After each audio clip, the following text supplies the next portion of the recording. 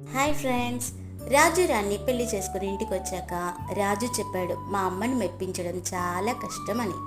ఎలాగైనా సరే అత్తను సంతోషపెట్టాలి అనుకున్న రాణి అత్తయ్యకి ఇష్టమైనటువంటి కోడిగుడ్ల కూరని చక్కగా ఉల్లిగడ్డ వేసి పచ్చిమిర్చి వేసి టేస్టీగా వండి అత్తయ్య గారండి భోంచేయండి అని పెట్టింది.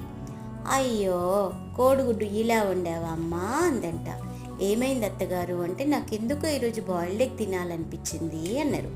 వెంటనే కోడలు ఎలాగైనా సరే అత్తని మెప్పించాలని ఎగ్స్ బాయిల్ చేసి చక్కగా తీసుకొచ్చి సాంబార్తో పాటుగా వడ్డించింది. అయ్యో, ఈ ఎగ్స్ బాయిల్ చేసావా అందంట అత్త.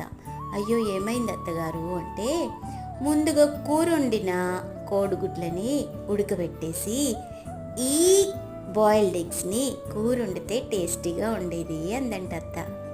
నోరు తెరిచింది పాపం కోడలు.